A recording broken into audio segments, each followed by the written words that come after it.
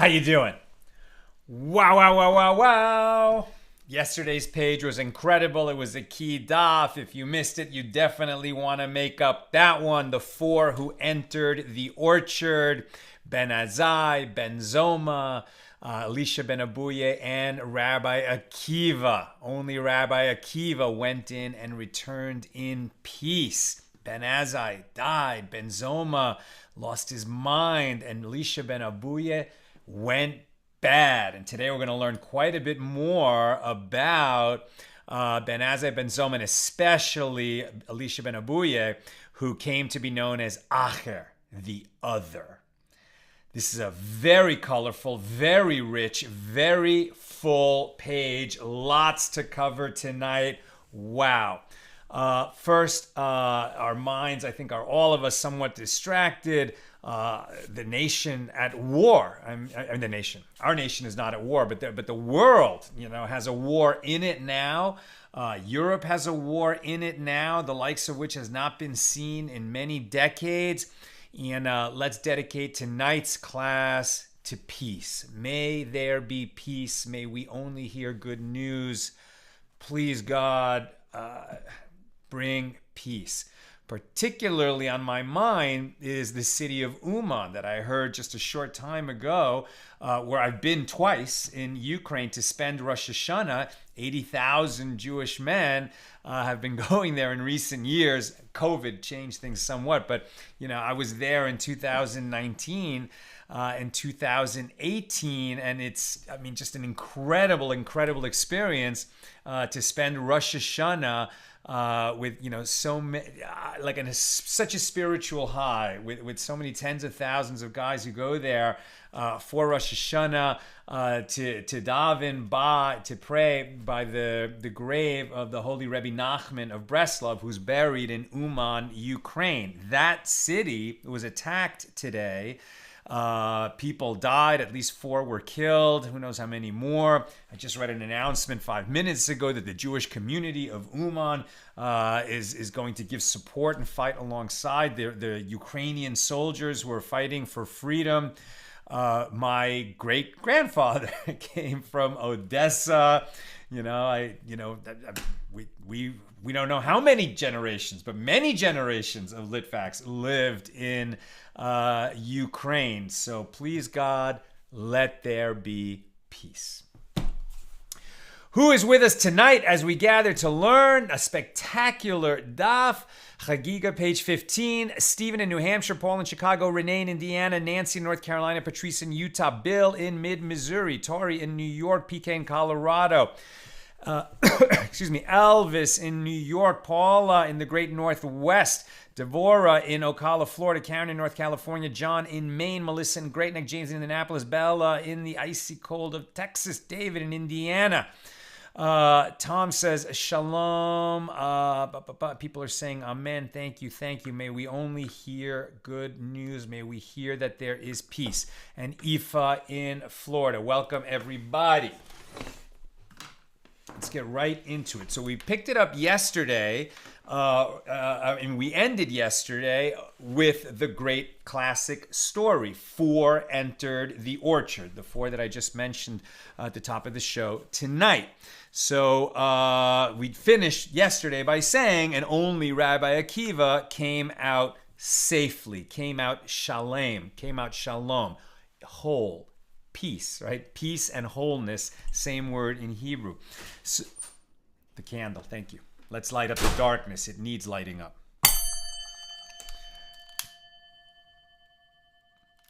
All right. Okay, so the Gemara recounts the greatness of Benzoma. So Benzoma, recall I shared with you one of his classic teachings: who is wise? One who learns from every person. This Benzoma, who is rich, one who is content with what he has. He was a great and gifted Torah scholar who perished, who died because of these mystical explorations that he undertook. What happened? They asked Ben Zoma, this is before, now they're just talking a little bit about his Torah to demonstrate what a great Torah scholar he was. They asked Ben Zoma, what is the law with regard to castrating a dog? Is it permitted? The prohibition against castration appears alongside the sacrificial blemishes, meaning that certain kinds of blemishes will render an animal that would otherwise be fit to brought as a sacrifice when the temple is standing, that it could be brought as a sacrifice on the Mizbeach, on the altar, but with a blemish, it cannot be brought, right? So even if the animal was consecrated to become an offering, developed a blemish, now it cannot be brought as an offering, but neither can it return to the herd because it was consecrated. And then what do you do with it? Usually it's left to graze. It cannot be worked. It cannot be eaten. It can't be used. So you just leave it, right? Okay. So those are the blemishes. The Torah specifies the law of the blemishes of sacrificial offerings. And right next to those laws, it says that you can't castrate an animal. So the prohibition against castration appears alongside the sacrificial blemishes. And that perhaps would imply that it is permitted to castrate an animal who is not otherwise fit for the altar. You might think that, okay, the animals that it's not permitted to castrate are the same kinds of animals that would be fit to bring as an offering. Benzoma said to them, the verse states in Leviticus 22:24, that which has its testicles bruised or crushed or torn or cut, you shall not offer to God, nor shall you do so in your land. So you might have thought that means you can't castrate animals that are otherwise fit for offerings. But Benzoma says, with regard to any animal that is in your land, you shall not do such a thing. So he's saying you can't castrate any animals according to Jewish law. What is the law? It is prohibited to destroy the sexual organs of humans and animals, including beast and fowl. And Pithe Teshuvah includes fish as well. And the prohibition applies to both ritually pure and impure animals in both Eretz Yisrael and the diaspora. One who castrates any of these species is liable to receive lashes. It is also prohibited to castrate female species, but if one does so, he is exempt from lashes. I know that it is common practice for many pets to, spay them or castrate them, and we don't have cats or dogs here. But, sort of like so that the animal won't go crazy when it's in estrus. I think it's pretty typical to do that. Here we see that according to Jewish law, that is not permitted. If you really have questions about this area, I suggest further inquiry. I haven't done any further research about it, so that all I'm sharing with you is what it says here in the note. I'm going to continue. With regard to any animal that is in your land, you shall do no such thing. They also asked Benzoma, a woman considered to be a virgin who became pregnant. What is the law? A high priest may marry only a virgin. Is he permitted to marry her? Right? So could it happen that a woman who is a virgin becomes pregnant? Well, the answer depends on the following. Are we concerned for the opinion of Shmuel? Shmuel says, right, this is the great Torah sage Shmuel. Now we're at the top of 15a. Says Shmuel, I can engage in intercourse several times without blood. In other words, he said he could have relations with a woman while leaving her hymen intact. If this is so, it is possible that the assumed virgin actually had intercourse in this manner, and thus she would become forbidden to the high priest. Or perhaps a person who can act like Shmuel is not common, and the law is not concerned with this case. So how did she become pregnant, right? They're asking, if a woman is pregnant, don't you have to assume that she had sex with somebody? Otherwise, then you could say, well, you could examine her. If her hymen is intact, it would seem she's a virgin. They're saying, well, somebody, I guess, I guess very, small, could somehow, have sex with a woman and leave her hymen intact. But she's not a virgin. She had sex with somebody. She would thus be prohibited for a high priest, a Kohen Gadol, to marry. So they say, well, this person like Shmuel, how common of an occurrence is that? You might say, how common of an occurrence is it that a woman who's a virgin somehow becomes pregnant? He said to them, one like Shmuel, so Benzoma said, one like Shmuel is not common, and we are not concerned that she may have conceived in a bath.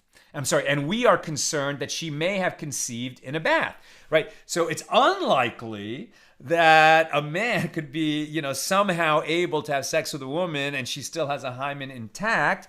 And so would appear to be a virgin and isn't. He said we're actually more concerned that she may have conceived in a bath. What does that mean? Perhaps she washed in a bath that contained a man's semen from which she became impregnated and was a virgin. She never had sex with a man, yet somehow she became pregnant. Now, this sounds pretty far-fetched. Okay, but the sages will always examine cases, no matter how far-fetched they are, if it's even possible to determine what the law is. What's very interesting about this passage is that back then, they really did not have artificial insemination. Now we do. A woman who's a virgin certainly could become pregnant through a medical procedure. And it's actually, could happen quite easily in modern times with modern technology. Would such a woman be permitted to a Kohen Gadol? We don't have high priests now because we don't have a temple. We're not bringing sacrifices. Nobody's getting appointed to be high priest. But we would want to know what the law is on such a question. At any rate, the Gemara asks, how could she possibly become pregnant in such a manner? In a bath? Didn't Shmuel himself say, any semen that is not shot like an arrow cannot fertilize? And the Gemara answers, this does not mean that it must be shot like an arrow at the moment of fertilization, even if initially when it was released from the male, it was shot as an arrow, so then it could also fertilize a woman at a later moment, even somehow, not being killed by being in some kind of a conducting fluid like a bath. With regard to the fate of Benzoma, let's get back to the subject at hand. The sages taught there was once an incident with regard to Rabbi Yehoshua ben Hananiah, who was standing on a step on the Temple Mount, and Benzoma saw him and did not stand before him to honor him, as he was deep in thought.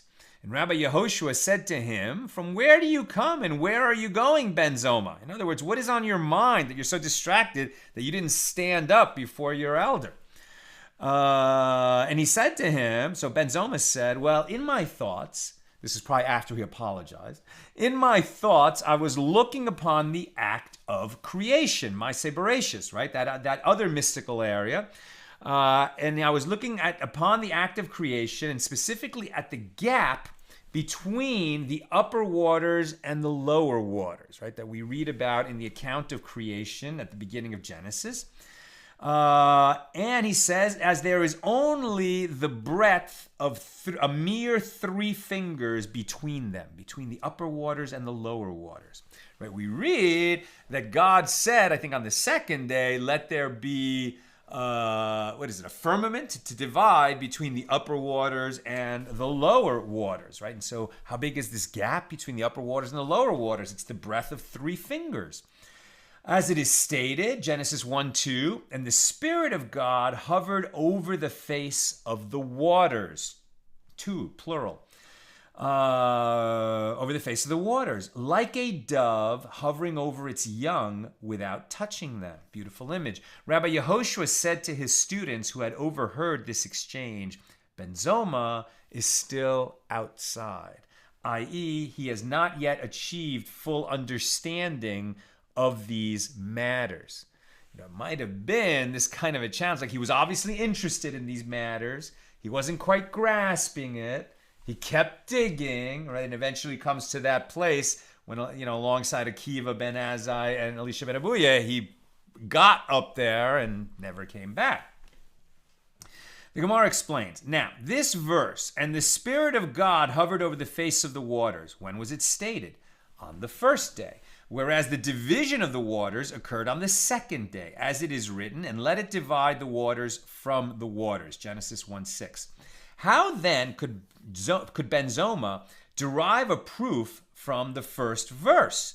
The Spirit of God hovered upon the waters, but the waters weren't divided yet.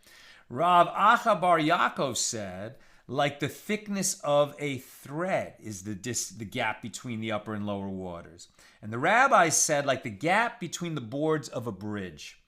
Marzutra, and some say it was Rav Asi, said, like two robes spread one over the other with a slight gap in between.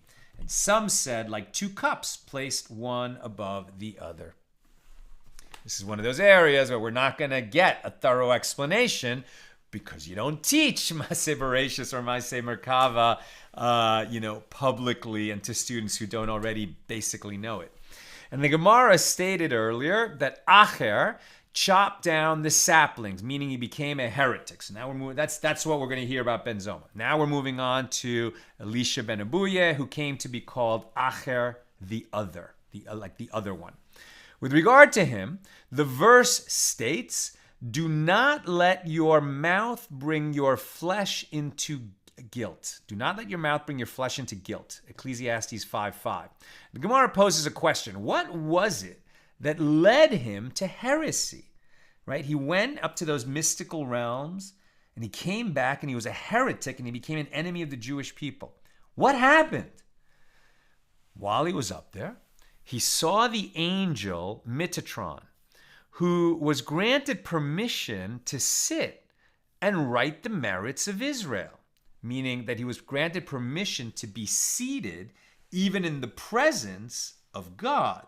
Now, we just saw that Benzoma was sort of scolded for not rising in the presence of his teacher, Rabbi Yehoshua. And now we see that there's this angel who, even though an angel is much of loftier spiritual stature than a human, has no comparison to the stature of God. So how could an angel be permitted to sit in the presence of God? So when Akhir saw this, he said, there is a tradition that in the world above, there is no sitting, no competition, no turning one's back before God, i.e., all face the divine presence, and there is no lethargy. There's no fatigue, right? Nobody gets tired standing in the presence of God. They all face God and relish that opportunity. So who is this angel that is seated before God? So perhaps the Gemara, so seeing that someone other than God was seated in the presence of God, Akhir said, or Elisha ben Avuya at that point said, perhaps, ... And here the Gemara interjects, heaven forbid there are two authorities and there is another source of power and control of the world in addition to God. Such thoughts led Akhir to heresy, right? So the Talmud doesn't even permit itself to write the thought that Akhir had that led him to heresy, right? Basically this idea that if there is another being in heaven that is seated in the presence of God, there is only one power in the world, right? And Akhir allowed himself to question the truth of that, right? And that's what led him to become a heretic. And the Talmud won't even state what he was thinking. Heaven forbid anyone should think that. But at any rate, Akhir thought it, and it led him to heresy. And the Gemara relates, they removed Metatron from his place in heaven and struck him with 60 rods of fire so that others would not make the mistake that Akhir made. Right? It's not that Metatron had done anything wrong, but once they realized that occasionally humans who are still human, right, that somehow their souls could rise up to the spiritual realm, witness what was going on up there, and make such a terrible mistake as to believe there's more than one authority in heaven, lest they come to think that, they actually beat this poor angel Metatron in the presence of Akhir so that he would witness that and understand that, no, don't, why would you ever think that? Don't. Be assured there's only one power, and the one that you thought might be a secondary power, got punished for even being in a situation where you, a human who happens to be up here visiting, might have thought that. They said to the angel, what is the reason that when you saw Elisha ben Avuya up here, you did not stand before him? And despite this conduct, since Metatron was personally involved, he doesn't answer the question, why didn't you stand? But he got that beating, right? So that, in other words, it's a rhetorical question. You should have stood and make sure that this guy doesn't make a mistake like that. Now, despite this kind of erroneous conduct by Metatron, since he was personally involved, he was granted permission to erase the merits of Akhir and cause him to stumble in any manner. And a divine voice, a bas kol, went forth saying, return, rebellious children, all apart from Akhir. All rebellious children can make a teshuvah. All rebels can make an atonement except Akhir. What? Right? This is so difficult to understand. I mean, Akhir, okay, like he was a great Torah sage. He was drawn to the mystical realms like the great Akiva, like the great Benzoma, like the great Ben Azai. He went up there, he saw something that led him to think that there is, more than one power in the world. And he became a heretic in that moment. And for like his thought crime, basically, God said everyone in the world can make an atonement, can make a teshuvah, but not you. Why? Now, there's a lot of thought, that has been, many people have commented on this over the centuries since it was, written here into the Talmud. One of the thoughts is, all can, and I don't remember who I heard this from. I wish I did. But there's this idea that all can return except Akhir. His name wasn't Akhir yet. His name was still Elisha ben Avuya. We're going to read in a few moments about when his name became Akhir, the other one. Right? So if they said up there in heaven, all can return except Akhir. Now for God, the future, present, past, it's all the same. So God knew that his name would become Akhir. But his name for himself is still Elisha ben Avuya. And so maybe what God was saying is, if you persist in, being a heretic, the one named Akhir, there's no hope for you. But if you return to your roots, who you really are, Elisha ben Avuya, then there is hope for you. And indeed, as we see the story in the end, there is hope for Elisha ben Avuya. But at this juncture, return, rebellious children, all but Akhir. Upon hearing this, Elisha ben Avuya said, since that man, meaning himself, has been banished from that world, well, let him go out and enjoy this world. In other words, Akhir said, well, you're gonna brand me an evil one and a heretic? Well then, okay, I might as well just be that, and let me show you how evil and how heretical I can be. Akhir went astray. He went and found a prostitute and solicited her for intercourse. She said to him, are you not Elisha ben Avuya? Shall a person of your stature perform such an act, have sex with a prostitute? He uprooted a radish from a patch of radishes on Shabbos. That's how he demonstrated to this prostitute how bad he went. He picked a radish on Shabbos, right? It's violating Shabbos. It's desecrating Shabbos. You can't harvest a plant. You can't cut a plant from the ground. Recall, right, that the summary description of Akhir that we first heard about him is one who cuts the roots of saplings, right? He cuts the roots. And that's how he demonstrated how bad he went to this prostitute. Where am I? I'm sorry. I lost my place. Where am I? Okay, he uprooted a radish from a patch of radishes on Shabbos and gave it to her to demonstrate that he no longer observed the Torah. That was his demonstration that he was done with all of Torah. The prostitute said, he is Akhir. He is other.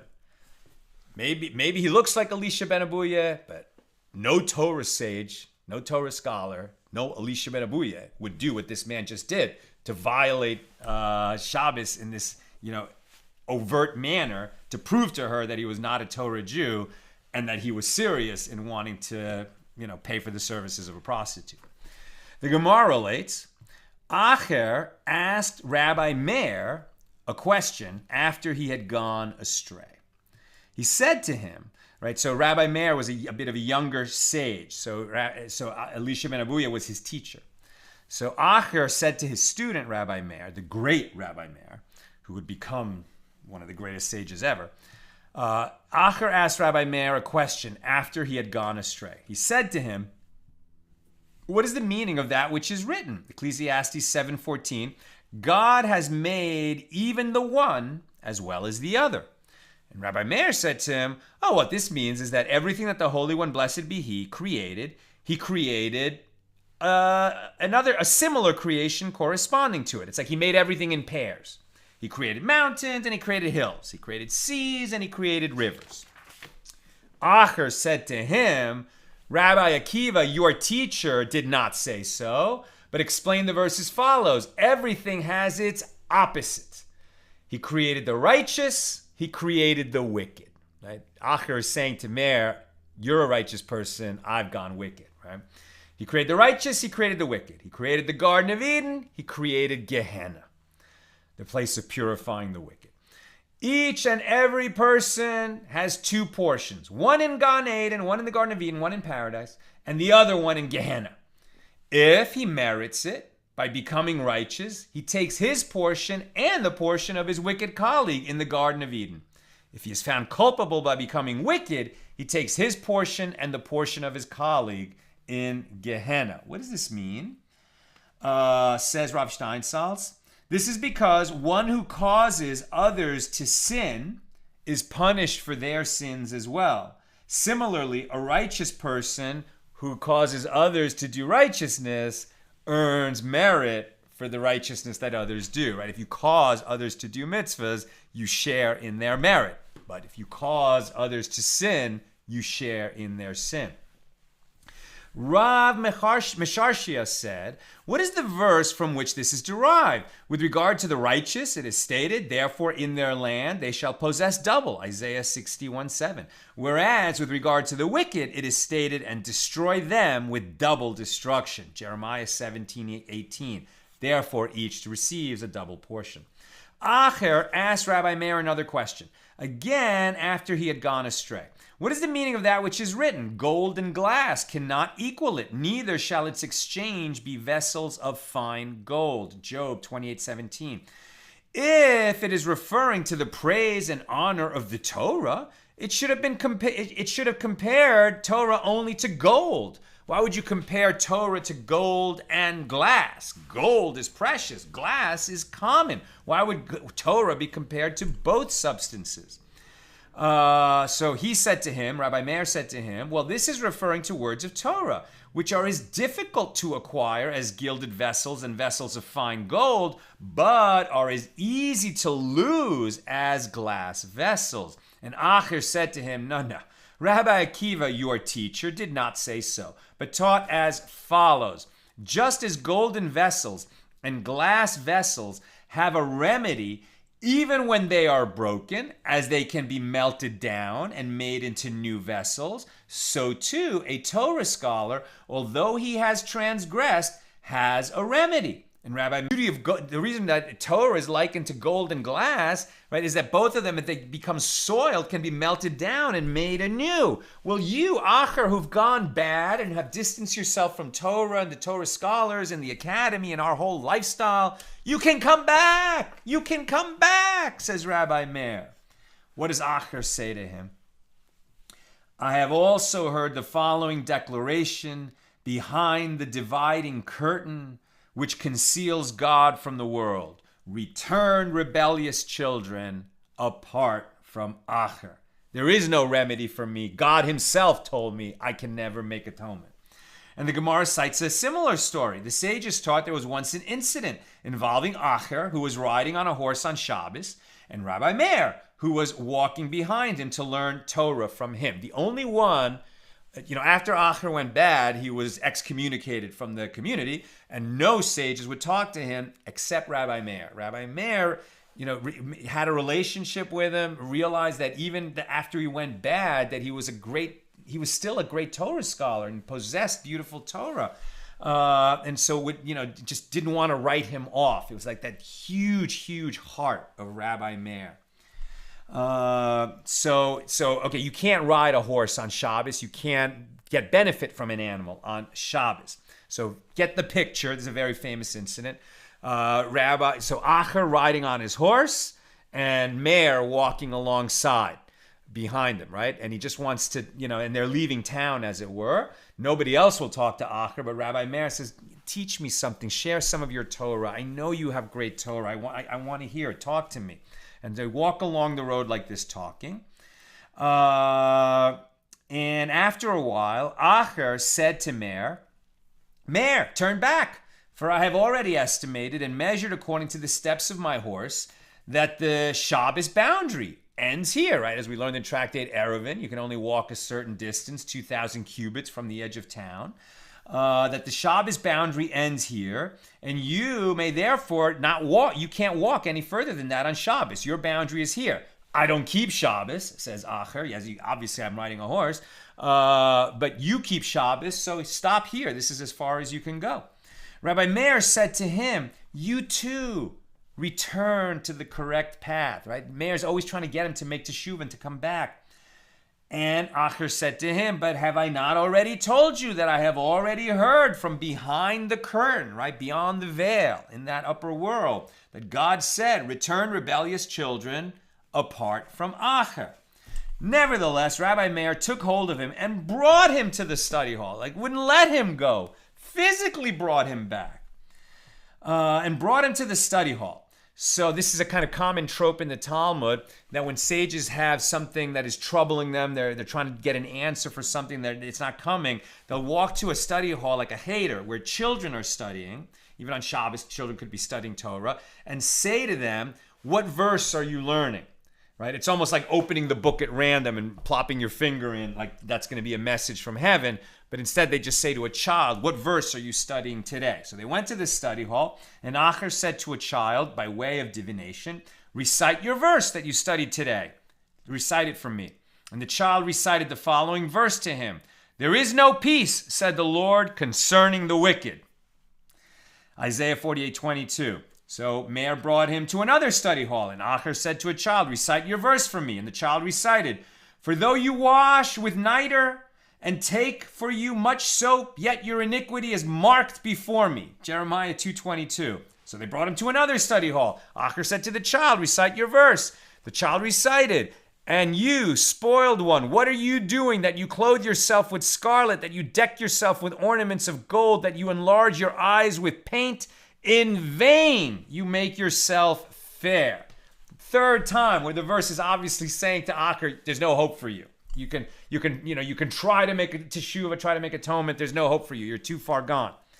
And Meir brought him to another synagogue until he had brought him into 13 different synagogues where all the children recited to him similar verses that speak of the hopeless situation of the wicked. And at the last one, he said to him, recite your verse to me. And the child recited, and to the wicked, velerasha, to the wicked, God says, what is it for you to declare my statutes? What are you going to speak my laws? You're wicked. You're wicked in all your ways. If you just recite some laws, it's not going to be enough for you to be forgiven. And the Gemara relates that child had a stutter. And so it sounded as if he were saying, Vele Elisha. That's his name, Elisha ben Avuya. So it sounded like the child was saying, Vele Elisha, i.e., and to Elisha, God says, right? Specifically that God says to Elisha, what is it for you to declare my statutes? Just another, nail in his coffin, as it were, condemning him, that there's no redemption for Elisha ben Avuya, right? And this made Elisha think that the child was deliberately insulting him. And some say that Akhir had a knife and he tore the child apart and sent them to the 13 synagogues. And others say that Akhir merely said, if I had a knife, I would have torn him apart. The Gemara relates, when Akhir passed away, the heavenly court declared that he should not be judged, nor brought into the world to come. He should not be judged in a manner befitting his deeds, because he did occupy himself with Torah for many years, so he had a tremendous merit, right? In the merit column, we all have, our merits and our demerits, right? Our mitzvahs and our sins that we piled up during our lifetime. So he had a tremendous merit from all the Torah that he studied and taught. And so they wouldn't judge him. But he could not be brought into the world to come because he sinned. So it's like he just went nowhere. He didn't go to Gehenna, right? Where most souls that go to Gehenna spend, some finite amount of time there, get purified, and then they can go on their journey in the world to come. And there are some that are just punished forever, right? Like so wicked, so evil, that they're just going to spend eternity in Gehenna. Very small number, but some. But that's not what happened to Akhir, right? It's like the heavenly court said, we don't know what to do with this guy, so suspended animation. He's going nowhere. It's almost like he ceases to exist. Even spiritual, his soul is in coma. You know what I mean? He's not going anywhere. He's just frozen. And Rabbi Meir said, it is better that he be judged properly and he be brought into the world to come. When I die, I will request this of heaven, and I will cause smoke to rise up from his grave as a sign that he is being sentenced in Gehenna, which is good for him, right? If he goes to Gehenna, at least he's gonna, get a chance to atone for all his evil through the punishing fire of Gehenna, and then eventually his soul will be cleansed and it will be able to go to the world to come. So Rabbi Meir says, I'm going to take him out of that suspended animation where he's never going to go anywhere for eternity and get him judged, punished, so that then he can go on his way. And when Rabbi Meir died, smoke rose up from the grave of Akhir, implying that Rabbi Meir's wish was granted. Rabbi Yochanan said, we're on the B side of 15, by the way, have been for a little while. Rabbi Yochanan said, was this a mighty deed on Rabbi Meir's part to burn his teacher? Was this the only remedy available? Can it be that there was one sage among us who left the path and we cannot save him? If we hold him by the hand, who will remove him from our protection? Who?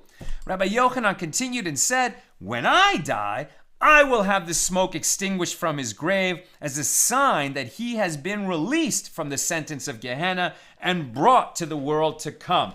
Now, the tradition holds that a person who goes to Gehenna to be purified will spend no more than a year there. Who knows how long it seems, but at least by earth time, it's only a year. Many years passed between the death of Rabbi Meir and the death of Rabbi Yochanan, and during all those years, Akhir, Elisha ben Avuya's grave, like smoke was rising from that grave. Like he suffered an incredible torment all those years in Gehenna. But when Rabbi Yochanan died, the smoke ceased to rise up from the grave of Akhir. And a certain eulogizer began his eulogy of Rabbi Yochanan with the following: even the guard at the entrance of Gehenna could not stand before you, our rabbi. That was the incredible merit and righteousness and power of Rabbi Yochanan, that he could pull even Akhir, out of Gehenna and send him on his way up to the world to come. And by the way, much, much more recently, we have Rebbe Nachman, right, of Breslov, who I just mentioned at the top of the show because he's buried in Uman, Ukraine, who said, like, Rosh Hashanah, that's why we go to Uman on Rosh Hashanah, because Rosh Hashanah, like, when Rabbi Nachman was alive, he would say, Rosh Hashanah is mine, right? So all my Hasidim, all those who learn my Torah, come spend Rosh Hashanah with me, then return to your towns. And when he was near his death, he said, continue to come to me for Rosh Hashanah, and if you do, then no matter how far astray you go, if you end up in Gehenna, I will come and pull you out of Gehenna by your payas, right? Like your side locks, I will pull you out of Gehenna, right? So the power of a tzaddik, I mean, he was a great, great tzaddik, a saint, to, sort of influence the behavior. So if you attach yourself to Rebbe Nachman, you're not going to end up being such a sinner that you would end up, roasting in Gehenna for a very long time. And so you could say it's his influence in this world that essentially is going to pull you out of Gehenna. How much time you would have spent there, you'll spend less. Or maybe more literally, Rebbe Nachman, if you're one of his Hasidim, a disciple of Rebbe Nachman, he'll take note and remember you, and if you end up in Gehenna, he'll come and pull you out and bring you to the world to come. Like Rabbi Yochanan pulled Akhir out of Gehenna. The Gemara relates, the daughter of Akhir came before Rabbi Yehuda Hanasi and said to him, Rabbi, provide me with sustenance, as she was in need of food. The poor girl was starving. And Rebbe said to her, whose daughter are you? And she said to him, I am the daughter of Akhir. He said to her, with some anger, is there still of his seed remaining in the world? Now, this whole day we've been talking about Akhir really from his point of view, and we just heard he kind of became heretical and stopped observing Torah, but that he kind of had a longing to come back, but there was just no hope for him. So we're sort of happy when we hear that, well, he finally got some punishment and then he was saved and went up to the world to come, return to the world of souls. But let us not forget that when Akhir went bad, he went very bad, right? Very bad. And one of the things that he did, there's a tradition that, the Romans were persecuting the Jews, but the Romans didn't know that much about Judaism that they could really, stick it to the Jews, right? The more you know about the people you're trying to oppress, the better, more efficiently you can oppress them. And Akhir gave such knowledge to the Roman authorities that assisted them in persecuting the Jewish community. So you can imagine that there were people in the community that really detested this man. I mean, all the way, as it were. So much so that Rebbe, the leader of the community, the Nasi, the head of the Sanhedrin, confronted by this poor girl who's starving, doesn't want to know from her because she's the daughter of Akhir. But what happened? He said to her angrily, is there still of his seed remaining in the world? But isn't it stated, he shall have neither son nor grandson among his people or any remaining in his dwellings? She said to him, please, remember his Torah and do not remember his deeds.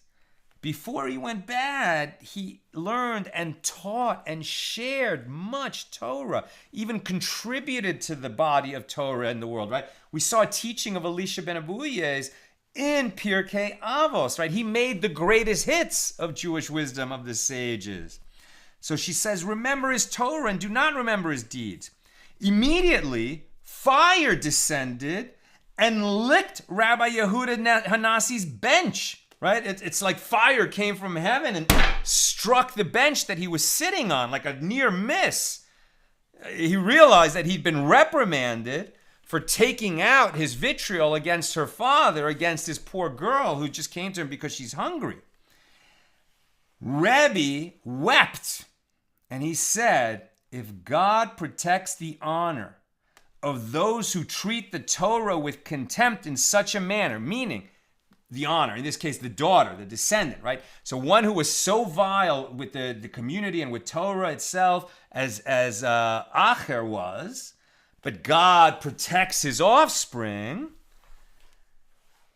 how much more would he do for those who treat it with honor, right? If God would even protect the child of one like Akhir, think how much more he would do for the children of people who remain attached to Torah and to the community. Now the Gemara poses a question, and Rabbi Meir, how could he learn Torah from the mouth of Akhir? But once Akhir had become Akhir, how could Rabbi Meir continue to associate with him and learn Torah from him? But didn't Rabbi Bar Chana say that Rabbi Yochanan said, what is the meaning of that which is written? For the priest's lips should keep knowledge, and they should keep Torah from his mouth, for he is an angel of the Lord of hosts. Malachi 2:7.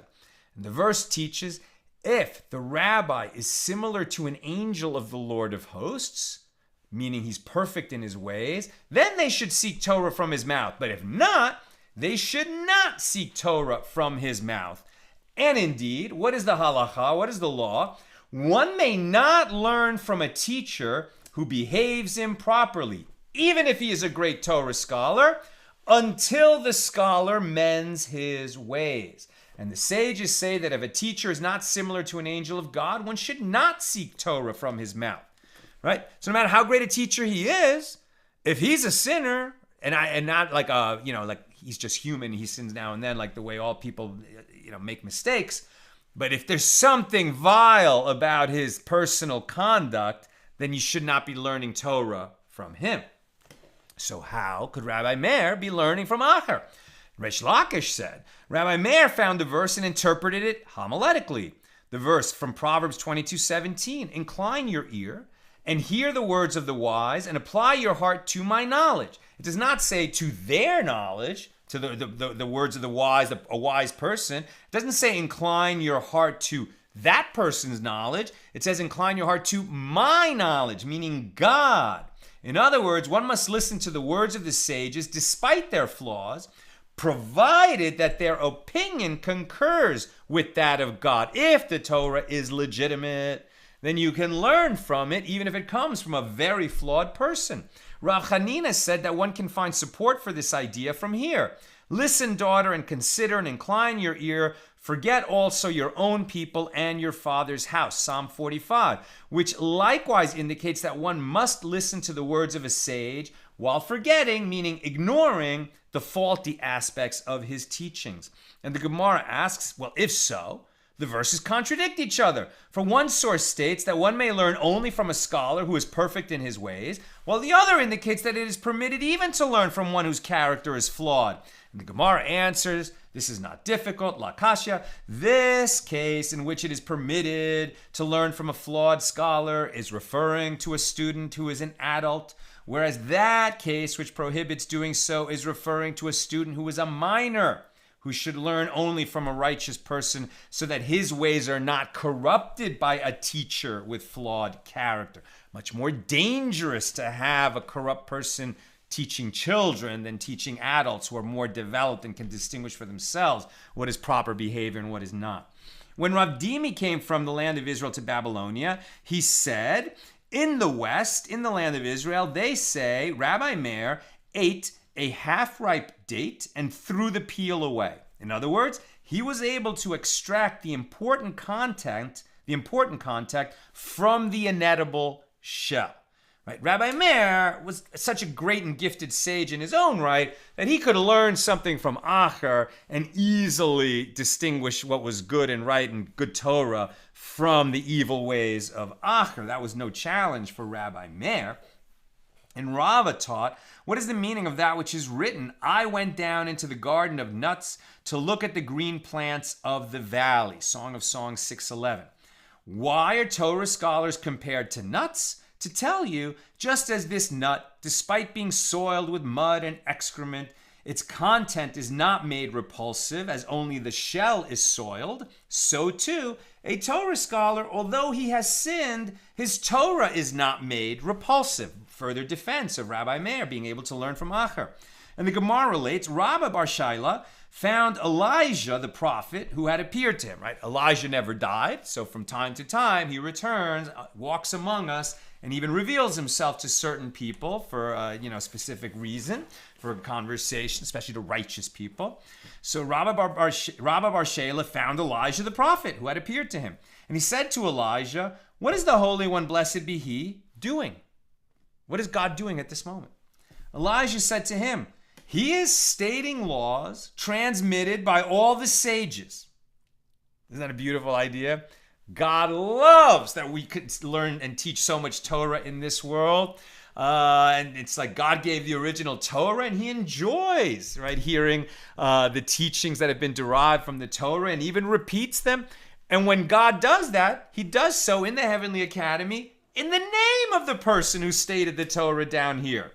Right? God, what is God doing right now? He is stating halachas transmitted by all of the sages, but in the name of Rabbi Meir, he will not speak, because Rabbi Meir associated himself with Akhir, so all his brilliant teachings are not being transmitted by God up there in the Heavenly Academy. And Rabba bar Shaila said to Elijah, why? Why is God not giving teachings of Rabbi Meir? And Elijah replied, because he learned halachas from the mouth of Akhir. So Rabba bar Shaila said to Elijah, why should he be judged unfavorably for that? Rabbi Meir found a pomegranate and ate its contents while throwing away the peel. He was able to distinguish the valuable Torah from the sins of Akhir. He said to him, indeed, right? Elijah says to Rabbi Bar Shela, indeed, your defense of Rabbi Meir has been heard above.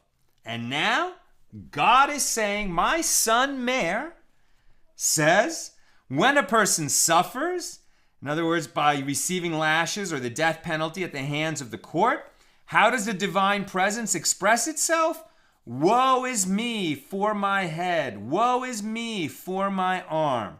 In other words, when God sees a person being executed or being whipped by a court, so somebody receives a just punishment, so for their sins, they're either being executed or they're being flogged, God cries for that person. And he's teaching that in the name of Rabbi Meir. So, if the Holy One, blessed be He, suffers to such an extent over the blood of the wicked, how much more so does He suffer over the blood of the righteous that is spilled? So this must have been a teaching of Rabbi Meir, and it makes sense, right? God feels everything that we feel. God experiences everything that we experience. When we are in pain, God feels our pain. Rabbi Meir taught that, and God taught that teaching of Rabbi Meir in the Heavenly Academy in Rabbi Meir's name, indicating that this defense of Rabbi Meir, that he was able to learn Torah from Akhir and distinguish the Torah from Akhir's sins, that he had been forgiven for continuing to learn from Akhir. And the Gemara relates, Shmuel found Rav Yehuda leaning on the bar of the door, crying. He said to him, long-toothed one, Shinana, what are you crying for? He said to him, is it a small matter, that which is written with regard to sages who have sinned? Where is he who counted? Where is he who weighed? Where is he who counted the towers? Isaiah 33:18. And he proceeded to explain, what does this mean? Where is he who counted? For they would count all the letters of the Torah. Where is he who weighed? For they would weigh and compare the minor and major transgressions of the Torah. Where is he who counted the towers? For they would teach. For they would teach 300 halachos concerning the details of impurity of the tent, right? That we've talked about this before, tuma of the tent, involving a wooden closet floating in the air. You know, this totally, what's the word I'm looking for? Hypothetical situation, right? Can impurity be transmitted through the impurity of a tent? With respect to a closet that is floating in the air. Today we have, drones and things that float in the air. Did they have things that float in the air? But they could imagine it and they could ask the question, what would be the law in such a case if it ever happened, right? And that people who were, in other words, sages who were busying themselves with every possible question to try to understand God's will, God loves that, right? God loves that. But this one sage, Rav Yehuda, was crying, thinking, yeah, but there were all these sages, who were great, great sages, and then things went bad for them. People like Akhir, and he's not the only one, and they're lost, right? And Rabbi Ami said, right, here's two more examples. Dog asked Achitophel 300 questions with regard to a closet floating in the air, as they were both great Torah scholars. And we learned in a Mishna in Sanhedrin, page 90, that's another one of the great, great pages of the Talmud, where it says all Israel has a place in the world to come, right? All people have a place in the world to come, except 3 kings and 4 commoners who have no portion in the world to come. A list that includes these 2 guys, Dog and Achitophel. And if such great sages could sin and forfeit their share in the world to come, we who are less knowledgeable than they, what will become of us? Right? It's almost like what he's saying is sages are held to a higher standard because they know what is at stake. They know what it is to be righteous. They know what the right answer is in every situation. And if their evil inclination overcomes them and they come to sin, perhaps we're all of us sages who make mistakes are going to be judged like these guys who lose their place in the world to come. And Rabbi Ami said to him, long-toothed one, there was mud in their hearts, i.e. they had certain flaws that prevented their Torah learning from protecting them. He's saying those guys who ended up losing their portion of the world to come, even though they were great sages, they were flawed from the start. They somehow managed to learn a lot of Torah, but they weren't starting as regular guys who learned a lot of Torah. They started as people who were quite wicked, somehow overcame their wickedness to learn a bunch of Torah, but that wickedness ended up shining through, or piercing all their other good deeds. And the Gemara explains, Akhir, what was his failing? Greek tunes never ceased from his mouth. I'm almost done, so if you've got questions or comments, get them in. Greek tunes never ceased from his mouth. That was the essence of his character that led him to become the great and wicked Akhir. But he would constantly hum Greek songs even when he was among the sages. And this shows that from the outset, he was drawn to foreign culture and beliefs. And similarly, they said about Akhir, when he would stand after learning in the study hall, many heretical books which he had been reading would fall from his lap. And therefore, he was somewhat unsound even when among the sages. It's almost like they're saying he never really committed to a Torah life and to the learning of Torah and the study of Torah. His mind was brilliant and supple, and he was able to learn and teach much Torah, but he was never wholly committed to a Torah life. He always sort of kept one foot outside, right, in the heretical world of the Greeks. And the Gentile philosopher Nemos Hagardi asked Rabbi Meir, does all wool that enters the cauldron to be dyed emerge colored? In other words, it's a metaphor. Do all those who learn Torah emerge as decent and worthy people? And Rabbi Meir said to him, whoever was clean when he was with his mother, meaning from the outset, that person will emerge decent and worthy. But all those who were not clean when they were with their mother will not emerge worthy. One who approaches Torah study having been flawed from the outset will not be properly influenced by it. What made such a person so prone to wickedness at the outset? Was it nature? Was it nurture? They're just saying that some people, no matter how much Torah they study, they're going to just keep being drawn into sin. But that's rare. For most people, for the average person, the more Torah you learn, the more your character will be refined, the more you will desire to be a righteous person in this world, and that Torah study will be nothing but beneficial for you. All right, let's see if there's questions or comments.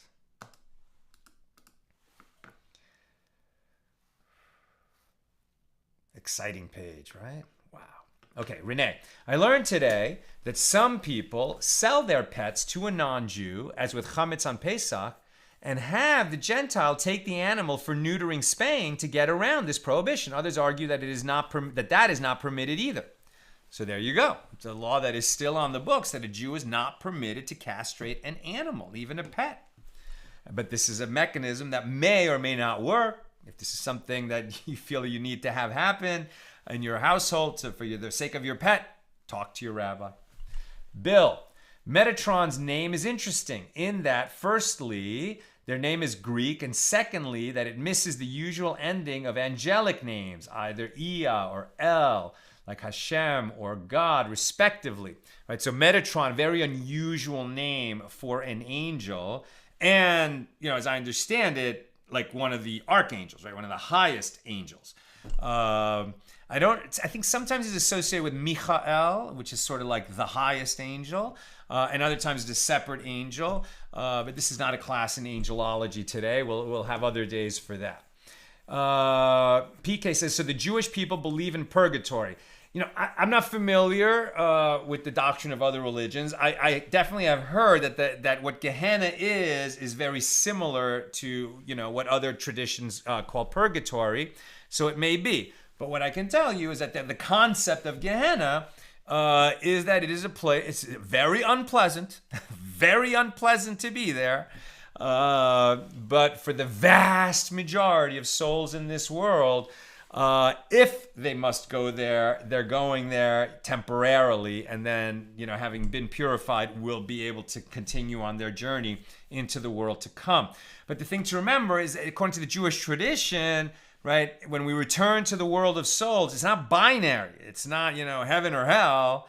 And maybe this, like, for a few people, go to this in-between place. It's not like that at all, right? Everyone's basically going to the world to come.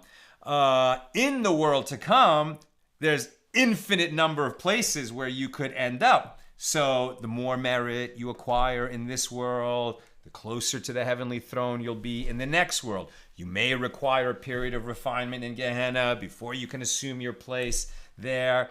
And if your deeds in this world cause others to continue to teach Torah in your name or to give to charity in your name, like they, invoke your merit, even though you've gone on to the next world, while they are doing good deeds in this world, it actually accrues to your merit in the next world, and you go even a little higher in the world of souls. And that way, it's amazing how our impact in this world can continue to really matter, even when we've left and gone to the next world. Paula, we did make clear that getting pregnant from sperm in bathwater is an impossibility. The salt content alone, just not possible, unless, if by God this is allowed, through the master of the universe is allowing it, anything is possible. It's obviously so unlikely as to be statistically, not going to happen. But it could happen. It could happen. It could happen. I think what the sages were talking about there is, it's interesting because it's actually creating wiggle room, for a woman an unmarried woman who became pregnant, who says, no, I did not have sex with anybody, right? And her hymen is still intact. So, something must have happened. And they weren't going to say that she's a witch. They found an out for her, as it were. Sharon, regarding the same issue of virgin birth, more modern rabbis use this teaching to halakhically permit in vitro surrogacy in sperm donors. Exactly. So we mentioned that also earlier in the show, that it's these very teachings that, were so far-fetched thousands of years ago. Today, incredibly common, right? So it's that teaching exactly that has been used to permit in a halakhic framework, artificial insemination. And finally, Ifa, does Hashem make people flawed from the start so badly that becoming great Torah scholars cannot save them? Is there then those predestined to be rejected by their maker? I think what the sages were saying about that is not that you should be afraid that you're one of these people who's destined to be bad. I think what they were saying is, how is it possible that somebody who spent his whole life, being a really observant and dedicated Torah scholar could at some point go bad? How is that possible? It must be that such a person, had something, deeply flawed in them from the start. Otherwise, how could that happen? But it's the exception that proves the rule, right? It's such a rare occurrence. For 99.9999% of the people, it's the best vaccine on the market, as it were. You study Torah, it will elevate you, it will refine you, it will make you better than you were, and you can take that to the bank. Okay, my friends, that's what I've got for us today. With God's help, we'll be together again tomorrow, the regular Friday time, noon Pacific. More wonderful teachings. Today we talked about Ben Zoma and Ben Azai and Akhir, and their very painful and difficult outcomes when they entered Pardes. Tomorrow we'll learn more about Rabbi Akiva, the one who came out whole and in peace, and it will be an uplifting day, I am sure. Have a great night.